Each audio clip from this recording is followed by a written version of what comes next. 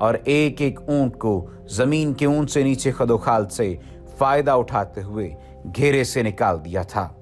खालिद का घोड़ा खरामा खरामा मदीने की तरफ चला जा रहा था, मगर खालिद का जहन पीछे को सफर कर रहा था। पीछे को सफर क्यों न करता, उसे उस वक्त का जब कुरैश इंतकाम की स्कीम बनाने के लिए इकट्ठे हुए थे, एक एक लफ्ज जो किसी ने कहा था सुनाई दे रहा था। अगर तुमने अपनी सरदारी मुझे दी है तो मेरे हर फैसले की पाबंदी तुम पर लाजिम है। अबू सुफियान ने कहा, मेरा पहला फैसला यह है कि मैंने अभी 50,000 दीनार मुनाफा सब में तकसीम नहीं किया, वो मैं तकसीम नहीं करूंगा। ये मुसलमानों के खिलाफ फैसला कुन जंग में इस्तेमाल होगा। मुझे और मेरे खानदान को यह फैसला मंजूर है। सबसे पहले खालिद ने कहा, फिर मंजूर है? ऐसा ही करो, मंजूर है की आवाजें उठी। मेरा दूसरा हुक्म यह है, अबू सुफियान ने कहा, कि जंग बदर में हमारे जो आदमी मारी गए हैं उनके लवाहिकीन आहुजारी कर रहे हैं। मैंने मर्दों को धाड़े मारते और औरतों को बैन करते सुना है। अल्लाह की कसम, जब आंसू बह जाते हैं तो इंतकाम की आग सर्द हो जाती है। आज से बदर के मकतूलीन पर कोई नहीं रोएगा। और मेरा तीसरा हुक्म यह है कि मुसलमानों ने बदर की लड़ाई में हमारे जिन आदमियों को कैद किया है उनकी रिहाई के लिए कोई कोशिश नहीं की जाएगी। तुम जानते हो कि मुसलमानों ने कैदियों की रिहाई के लिए उनके दर्जे मुकर्रर कर दिए हैं और उनका फिदिया 1000 से 4000 दिरहम मुकर्रर किया है। हम मुसलमानों को 1 दिरहम भी नहीं देंगे। ये रकम हमारे ही खिलाफ इस्तेमाल होगी। खालिद को घोड़े की पीठ पर बैठे और मदीना की तरफ जाते हुए जब वो लम्हे याद आ रहे थे तो उसकी मुट्ठियां बंद हो गईं। गुस्से की लहर उसके सारे वजूद में फिर गई। वो वक्त बहुत पीछे रह गया था, लेकिन अब भी उसके अंदर गुस्सा बेदार हो गया। उससे गुस्सा इस बात पर आया था कि इजलास में तय हो गया था कि मुसलमानों के पास मक्का का कोई आदमी अपने कैदी को छुड़ाने मदीना नहीं जाएगा। लेकिन एक आदमी चोरी छुपे मदीना चला गया और फिदिया अदा करके अपने बाप को रिहा करा लाया। उसके बाद कुरैश का कोई ना कोई आदमी चोरी छुपे मदीने चला जाता और अपने अजीज रिश्तेदार को रिहा करा लाता। अबू सुफियान ने अपना हुक्म वापस ले लिया। खालिद का अपना एक भाई जिसका नाम वलीद था मुसलमानों के पास जंगी कैदी था। अगर उस वक्त तक कुरैश अपने बहुत से कैदी रिहा न करा कर लाए होते तो खालिद अपने भाई की रिहाई के लिए कभी न चाहता। उसे अपने भाइयों ने मजबूर किया था कि वलीद की रिहाई के लिए जाए। खालिद को याद आ रहा था कि वो अपने वकार को ठेस पहुंचाने पर आमादा नहीं हो रहा था, लेकिन उसे एक ख्याल आया था। ख्याल ये था कि रसूल करीम सल्लल्लाहु अलैहि वसल्लम के उसी कबीले के थे और आप सल्लल्लाहु अलैहि वसल्लम के पैरोकार यानी जो मुसलमान हो गए थे वो भी कुरैश और अहले मक्का से थे। वो आसमान से तो नहीं उतरे थे, वो इतने जर्री और दलेर तो नहीं थे कि 313 की तादाद में 1000 को शिकस्त दे सकते। अब उनमें कैसी कुव्वत आ गई है कि वो हमें नीचा दिखाकर हमारे आदमियों की कीमत मुकर्रर कर रहे हैं। उन्हें एक नजर देखूंगा, खालिद ने सोचा था। मोहम्मद को गौर से देखूंगा। और वो अपने भाई हश्शाम को साथ लेकर मदीना चला गया था। उसने अपने साथ 4000 दिरहम बांध लिए थे। उसे मालूम था कि बनु मखसूम के सरदार अल वलीद के बेटे का फिदिया 4000 दिरहम से कम नहीं होगा। ऐसे ही हुआ। उसने मुसलमानों के यहाँ जाकर अपने भाई का नाम लिया तो एक मुसलमान ने जो कैदियों की रिहाई और फिदिया की वसूली पर मामूर था कहा कि 4000 दिरहम अदा करो, हम फिदिया में कुछ रियायत चाहते हैं। खालिद के भाई हुस्साम ने उस मुसलमान से कहा, तुम लोग आखिर हम में से हो, कुछ पुराने रिश्तों का ख्याल करो, अब हम तुम में से नहीं हैं। मुसलमान ने कहा, हम अल्लाह के रसूल के हुक्म के पाबंद हैं, क्या हम तुम्हारे रसूल से बात कर सकते हैं? हुस्साम ने पूछा। हुस्साम, खालिद ने गरज कर कहा, मैं अपने भाई को अपने वकार पर कुर्बान कर चुका था, मगर तुम मुझे साथ ले आए, ये जितना मांगते हैं उतना ही दे दो। मैं मोहम्मद के सामने जाकर रहम की भीख नहीं मांगूंगा। उसने दिरहमों से भरी हुई थैलियां मुसलमानों के आगे फेंक कर कहा, गिन लो और हमारा भाई हमारे हवाले कर दो। रकम गिनी जा चुकी तो वलीद को खालिद और हश्शाम के हवाले कर दिया गया। तीनों भाई उसी वक्त मक्का को रवाना हो गए।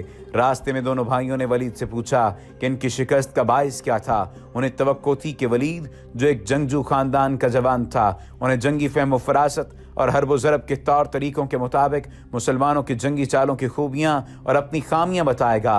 मगर वलीद का अंदाज ऐसा था और उसके होंठों पर मुस्कुराहट ऐसी थी जैसे उस पर कोई पुरस्कार असर हो। वलीद, कुछ तो बताओ, खालिद ने उससे पूछा। हमें अपनी शिकस्त का इंतकाम लेना है। कुरैश के तमाम सरदार अगली जंग में शामिल हो रहे हैं। हम इर्द गिर्द के कबाइल को भी साथ मिला रहे हैं और वो मक्का में जमा होना शुरू हो गए हैं। सारे अरब को इकट्ठा कर लो खालिद। वलीद ने कहा, तुम मुसलमानों को शिकस्त नहीं दे सकोगे। मैं नहीं बता सकता कि मोहम्मद के हाथ में कोई जादू है या उनका नया अकीदा सच्चा, या क्या बात है कि मैंने उनका कैदी होते हुए भी उन्हें नापसंद नहीं किया। फिर तुम अपने फैसले के और अपने कबीले के गद्दार हो। हश्शाम ने कहा, गद्दार हो या तुम पर उनका जादू असर कर गया है। वो यहूदी पेशवा ठीक कहता था कि मोहम्मद के पास कोई नया अकीदा और नया मजहब नहीं, उसके हाथ में कोई जादू आ गया है। जादू ही था, वरना बदर में कुरैश शिकस्त खाने वाले नहीं थे। खालिद ने कहा। वलीद जैसे उनकी बातें सुन ही नहीं रहा था, उसके होंठों पर तबस्सुम था और वो मुड़ मुड़ कर मदीने की तरफ देखता था।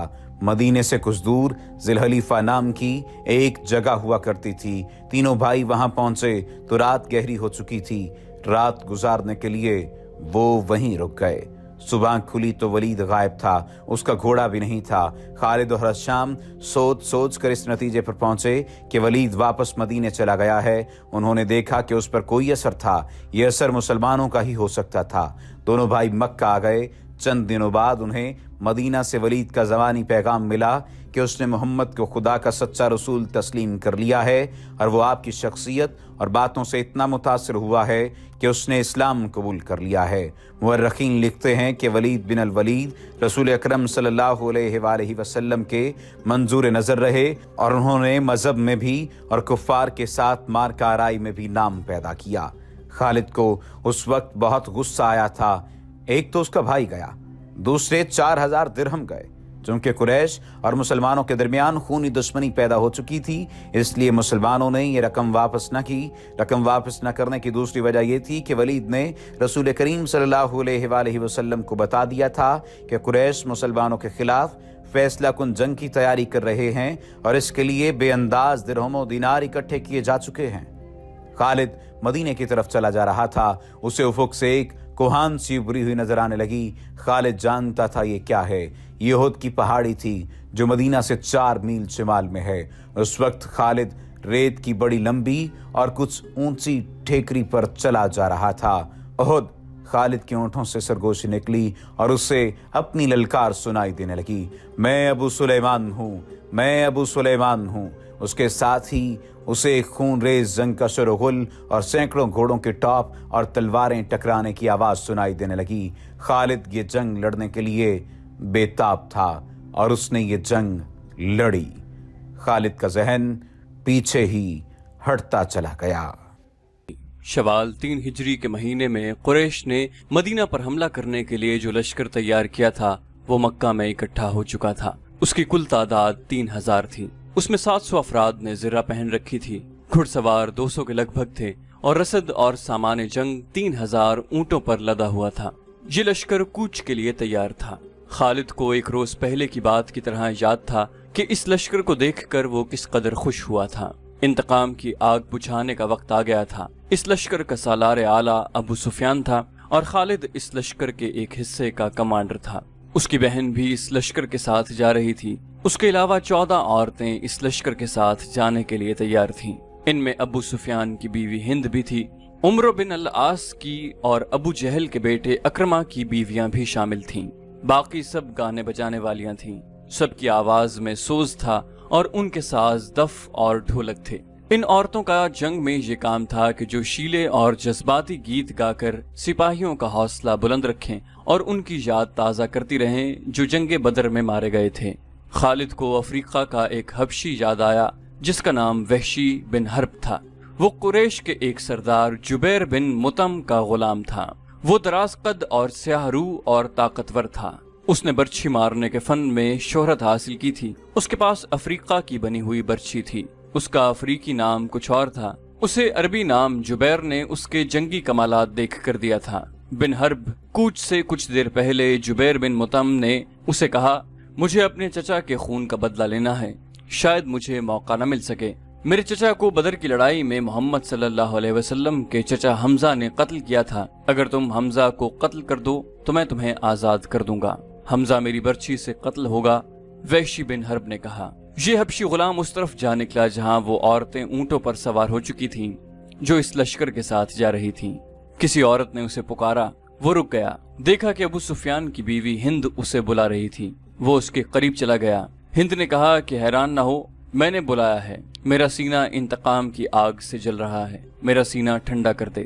غلام نے کہا، حکم خاتون، اپنے سالار کی زوجہ کے حکم پر اپنی جان بھی دے دوں گا، بدر میں میرے باپ کو حمزہ نے قتل کیا تھا۔ ہند نے کہا، تو حمزہ کو اچھی طرح پہچانتا ہے، یہ دیکھ میں نے سونے کے جو زیورات پہن رکھے ہیں، اگر تو حمزہ کو قتل کر دے گا تو یہ سب زیورات تیرے ہوں گے۔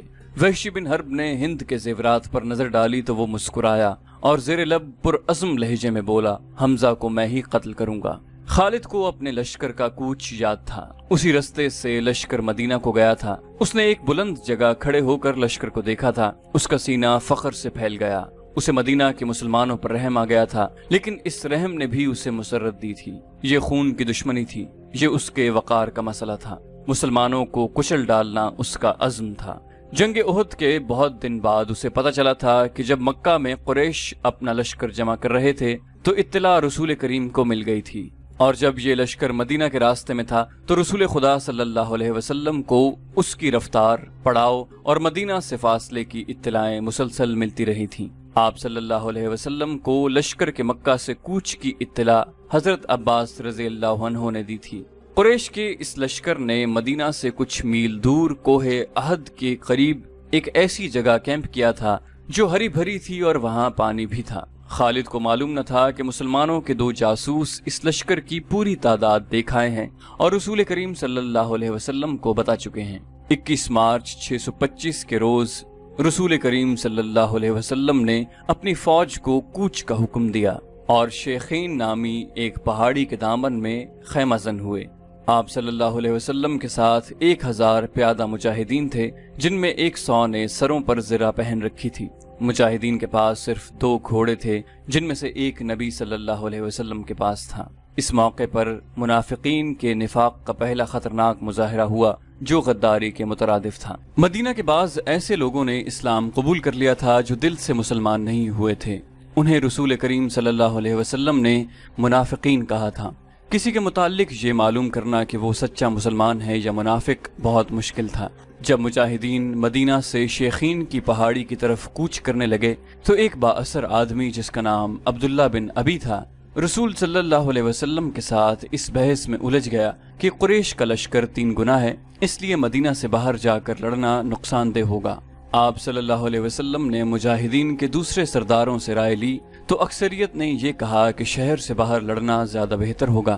آپ صلی اللہ علیہ وسلم عبداللہ بن ابی کے ہی ہم خیال تھے، لیکن آپ نے اکثریت کا فیصلہ ہی منظور فرمایا اور کوچ کا حکم دے دیا۔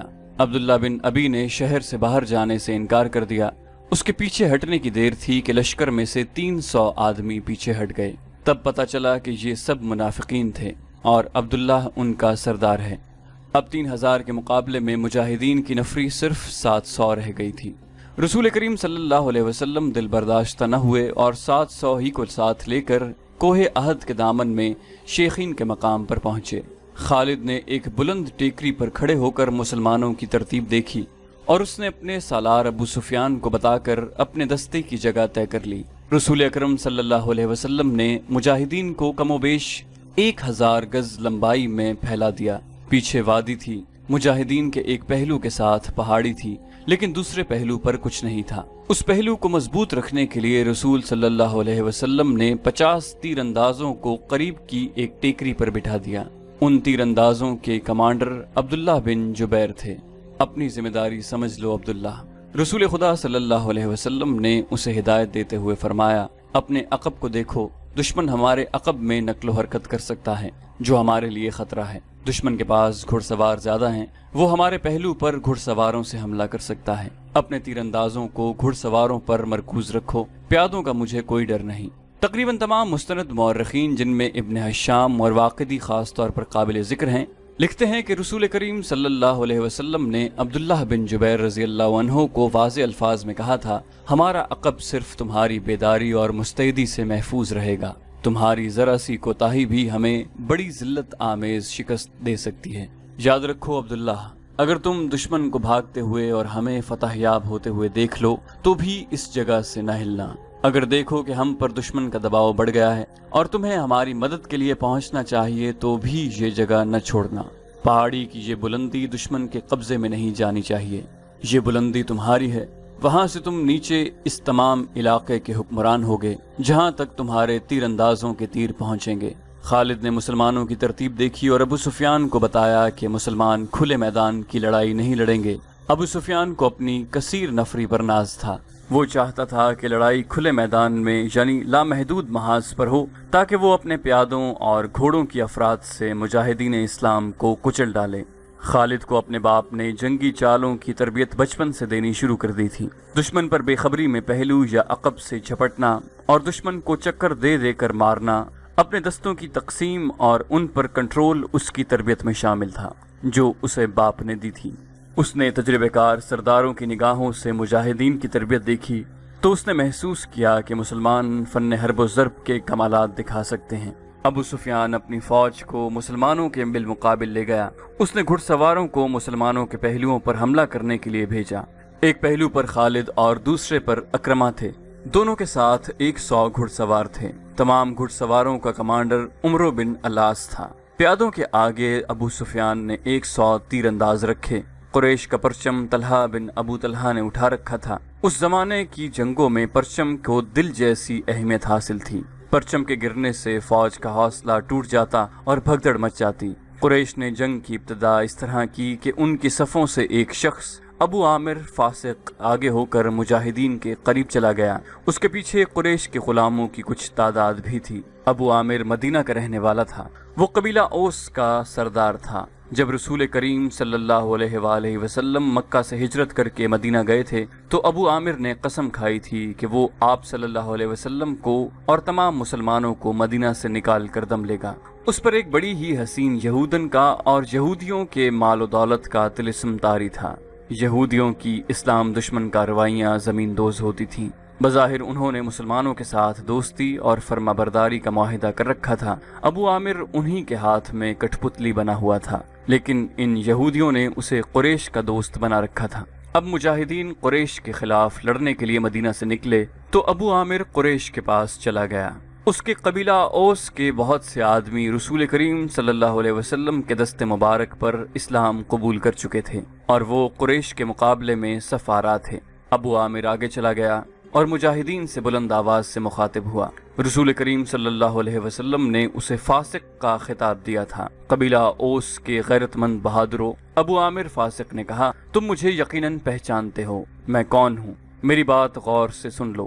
وہ اپنی للکار پوری نہ کر پایا کہ مجاہدین اسلام کی صف سے قبیلہ اوس کے ایک مجاہد کی آواز گرجی، او فاسق بدکار، ہم تیرے نام پر تھک چکے ہیں۔ خالد کو وہ وقت یاد آ رہا تھا۔ مجاہدین اسلام کی صف سے ابو عامر اور اس کے ساتھ گئے ہوئے غلاموں پر پتھروں کی بوچھاڑ شروع ہو گئی۔ مورخ لکھتے ہیں کہ پتھر برسانے والے قبیلہ اوس کے مجاہدین تھے۔ ابو عامر اور غلام جو مجاہدین کے پتھروں کی زد میں تھے، ایک ایک دو پتھر کھا کر پیچھے بھاگ آئے۔ یہودی مدینہ میں بیٹھے لڑائی کی خبروں کا انتظار کر رہے تھے۔ جس یہودن کے طلسم میں ابو عامر گرفتار تھا، وہ اپنی کامیابی کی خبر سننے کے لیے بےتاب تھی۔ اسے ابھی معلوم نہ تھا کہ اس کے حسن و جوانی کے طلسم کو مسلمانوں نے سنگسار کر دیا ہے۔ ابو عامر فاسق کے اس واقعے سے پہلے وہ عورتیں جو قریش کے لشکر کے ساتھ گئی تھیں، لشکر کے درمیان کھڑی ہو کر سریلی آوازوں میں ایسے گیت گا رہی تھیں جن میں بدر میں مارے جانے والے قریش کا ذکر ایسے الفاظ میں، ایسی طرز میں کیا گیا تھا کہ سننے والوں کا خون کھولتا اور رونگٹے کھڑے ہو جاتے۔ ان عورتوں میں سے ایک دو نے جوشیلی تقریر کی صورت میں بھی قریش کا خون گرمایا۔ عورتوں کو پیچھے چلے جانے کا حکم ملا تو ابو سفیان کی بیوی ہند نے ایک گھوڑے پر سوار ہو کر ایک گیت گانا شروع کر دیا۔ اس کی آواز بلند تھی اور اس میں سوز بھی تھا۔ تاریخ لکھنے والوں نے اس گیت کے پورے اشعار قلم بند نہیں کیے۔ انہوں نے لکھا ہے کہ یہ گیت فحش تھا جس میں مرد و عورت کے درپردہ تعلقات کا ذکر تھا۔ اشعار جو تاریخ میں آئے ہیں وہ اس طرح ہیں، ان میں جس عبدالدار کا نام آتا ہے یہ بنو عبدالدار ہے، بنو امیہ اسی کی ایک شاخ تھی۔ بنو عبدالدار قریش کا بہت اونچا خاندان تھا۔ عبدالدار کے سپوتوں، ہمارے گھرانوں کے پاسبانوں، ہم رات کی بیٹیاں ہیں، ہم تکیوں کے درمیان حرکت کیا کرتے ہیں، اس حرکت میں لطف اور لذت ہوتی ہے۔ تم دشمن پر چڑھ دوڑے تو ہم تمہیں اپنے سینوں سے لگا لیں گے، تم بھاگ آئے تو ہم تمہارے قریب نہیں آئیں گے۔ اس کے بعد ابو عامر فاسق پر مجاہدین اسلام کی طرف سے سنگباری ہوئی اور اس کے فوراً بعد قریش نے مجاہدین پر تیر پھینکنے شروع کر دیے۔ مجاہدین نے اس کے جواب میں تیر برسائے۔ خالد اپنے پہلو والے مسلمانوں کے پہلو پر حملہ کرنے کے لیے اپنے 100 سواروں کے ساتھ تیزی سے بڑھا۔ اسے معلوم نہ تھا کہ بلندی پر تیر انداز چھپے بیٹھے ہیں۔ اس کے سوار بے دھڑک چلے آ رہے تھے۔ راستہ ذرا تنگ تھا، سواروں کو آگے پیچھے ہونا پڑا۔ خالد سوچ سمجھ کر اپنے سوار دستے کو اس پہلو پر لایا تھا۔ اپنے باپ کی تربیت کے مطابق اسے بڑی خود اعتمادی سے توقع تھی کہ وہ ہلہ بول کر مسلمانوں کو اس پوزیشن میں لے آئے گا کہ وہ پسپا ہو جائیں گے، اور اگر جم کر نہ لڑے تو قریش کے گھوڑوں تلے کچلے جائیں گے۔ مگر مسلمانوں کے پہلو سے اس کے سوار ابھی دور ہی تھے کہ اوپر سے تیر اندازوں نے اس کے اگلے سواروں کو نہ آگے جانے کے قابل چھوڑا نہ وہ پیچھے ہٹنے کے قابل رہے۔ ایک سوار کئی تیر کھا کر گرا، اور جن گھوڑوں کو تیر لگے انہوں نے خالد کے سوار دستے کے لیے قیامت برپا کر دی۔ پیچھے والے سواروں نے گھوڑے موڑے اور پسپا ہو گئے۔ ادھر قریش کی عورتوں نے دف اور ڈھولک کی تھاپ پر وہی گیت گانا شروع کر دیا جو ہند نے اکیلے گایا تھا۔ مورخ واقعی لکھتا ہے کہ عربی جنگجوؤں کے اس وقت رواج کے مطابق ایک جنگجو کے لڑنے کا مرحلہ آیا۔ سب سے پہلے قریش کے پرچم بردار طلحہ بن ابو طلحہ نے آگے جا کر مجاہدین اسلام کو للکارا کہ اس کے مقابلے کے لیے کسی کو آگے بھیجو۔ عامر دین کے دشمن حضرت علی رضی اللہ عنہ نے تند ہوا کے جھونکے کی طرح آگے آ کر کہا، میں آتا ہوں تیرے مقابلے کے لیے۔ طلحہ اپنے قبیلے کا پرچم تھامے تلوار لہراتے ہوئے بفرا ہوا آیا، مگر اس کا وار ہوا کو چیرتا ہوا گزر گیا۔ وہ ابھی سنبھل ہی رہا تھا کہ حضرت علی کی تلوار نے اسے ایسا گہرا زخم لگایا کہ پہلے اس کا پرچم گرا، پھر وہ خود گرا۔ قریش کا ایک آدمی دوڑا آیا اور پرچم اٹھا کر لے گیا۔ حضرت علی اسے بھی گرا سکتے تھے، مگر انفرادی مقابلوں میں یہ روا نہ تھا۔ طلحہ کو اٹھا کر پیچھے لے آئے۔ اس کے خاندان کا ایک اور آدمی آگے بڑھا۔ میں انتقام لینے کا پابند ہوں، وہ للکار کر آگے گیا، آ میری تلوار کی کاٹ دیکھ۔ حضرت علی رضی اللہ عنہ خاموشی سے اس کے مقابلے پر آ گئے۔ دونوں نے ایک دوسرے کی آنکھوں میں آنکھیں ڈالے، ایک چکر کاٹا، پھر ان کی تلواریں اور ڈھالیں ٹکرائیں، اور اس کے بعد سب نے دیکھا کہ حضرت علی کی تلوار سے خون ٹپک رہا ہے اور ان کا مد مقابل زمین پر پڑا تڑپ رہا تھا۔ پھر قریش کے متعدد آدمی باری باری للکارتے ہوئے آگے بڑھے، مجاہدین کے مقابلے میں مرتے گئے۔ قریش کا سالار اعلیٰ ابو سفیان اپنے آدمیوں کو گرتا دیکھ کر غصے سے بے قابو ہو گیا۔ جنگی دستور کے مطابق اسے انفرادی مقابلے کے لیے نہیں اترنا چاہیے تھا، کیونکہ وہ سالار تھا۔ اس کے مارے جانے سے اس کی فوج میں ابتری پھیل سکتی تھی، لیکن وہ اپنے آپ پر قابو نہ رکھ سکا۔ وہ گھوڑے پر سوار تھا، اس نے گھوڑے کو ایڑ لگائی اور للکارتا ہوا آگے چلا گیا۔ اس کی بیوی ہند نے اسے جاتے دیکھا تو اپنے اونٹ پر سوار ہو کر آگے چلی گئی اور بڑی بلند آواز سے وہی گیت گانے لگی۔ ابو سفیان گھوڑے پر سوار تھا، لیکن اس کے مقابلے کے لیے جو مسلمان آگے آیا وہ پیادہ تھا۔ تاریخ اسے حنظلہ بن ابو عامر رضی اللہ عنہ کے نام سے یاد کرتی ہے۔ ابو سفیان کے ہاتھ میں لمبی برچھی تھی۔ کسی کو بھی توقع نہ تھی کہ تلوار والا پیادہ برچھی والے گھڑ سوار سے زندہ بچ جائے گا۔ ابو سفیان کا گھوڑا حنظلہ رضی اللہ عنہ پر سرپٹ دوڑا آیا۔ ابو سفیان نے برچھی تول کر پھر تاک کر ماری، لیکن حنظلہ رضی اللہ عنہ پھرتی سے ایک طرف ہو گئے۔ اس طرح 3 مرتبہ ہوا۔ تیسری مرتبہ ابو سفیان کا گھوڑا نکل گیا تو حنظلہ اس کے پیچھے دوڑ پڑے۔ گھوڑا رک کر پیچھے کو مڑا تو حنظلہ رضی اللہ عنہ اس تک پہنچ چکے تھے۔ ابو سفیان اسے دیکھ نہ سکا۔ حنظلہ نے گھوڑے کی اگلی ٹانگوں پر ایسا زوردار وار کیا کہ گھوڑا گر پڑا۔ ابو سفیان دوسری طرف گرا۔ حنظلہ رضی اللہ عنہ اس پر حملہ کرنے کو آگے بڑھے تو ابو سفیان گرے ہوئے گھوڑے کے ارد گرد دوڑ کر اپنے آپ کو بچانے لگا، اور اس کے ساتھ ہی اس نے قریش کو مدد کے لیے پکارا۔ قریش کا ایک پیادہ دوڑا آیا۔ مسلمان اس غلط فہمی میں رہے کہ یہ آدمی ابو سفیان کو اپنے ساتھ لے جائے گا، لیکن اس نے بے اصولی کا مظاہرہ کیا اور پیچھے سے حنظلہ رضی اللہ عنہ پر وار کر کے انہیں شہید کر دیا۔ ابو سفیان اپنی صفوں میں